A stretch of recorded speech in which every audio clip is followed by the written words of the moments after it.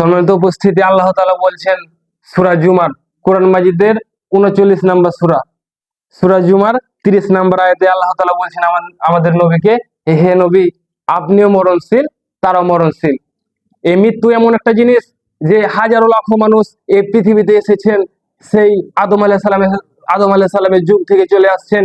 এই পৃথিবীতে এমন কেউ নেই যে হাজারো লাখো বছর ধরে বেঁচে আছে, মরেননি, এমন কেউ নেই। মানুষ কোনোদিন মৃত্যু থেকে বাঁচতে পারবে না, যদিও মানুষ চায় যে আমি মৃত্যু থেকে বাঁচবো। হাজারো লাখো মানুষ ইচ্ছা করলে জাহান্নাম থেকে বাঁচতে পারে, কবরের শাস্তি থেকে বাঁচতে পারে, কিন্তু মৃত্যু থেকে বাঁচতে পারবে না। কিন্তু মানুষ জাহান্নাম থেকে বাঁচতে না চেয়ে মানুষ এই মৃত্যু থেকে বাঁচার চেষ্টা করে। আপনি বলতে পারেন, আব্দুর রহমান ভাই, কে বললো মানুষ জাহান্নাম থেকে বাঁচতে চায় না? মানুষকে আপনি প্রশ্ন করে দেখেন, সবাই বললো আমি জান্নাত যেতে চাই, জাহান্নাম যেতে চাই না। কিন্তু আপনি দেখেন, আমি আপনাকে বলি, মানুষ জাহান্নাম থেকে বাঁচার চেষ্টা করে না। মানুষ যদি জাহান্নাম থেকে বাঁচার চেষ্টা করতো, তাহলে আজকে এই টিভির সামনে মানুষ এখন বসে থাকতো না।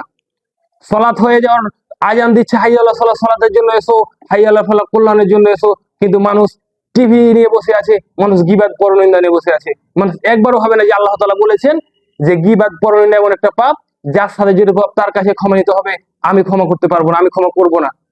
আল্লাহ তাআলা এই কথা বলেছেন, কিন্তু মানুষ কোনোদিন ভাবেও না, কোনোদিন চেষ্টাও করে না।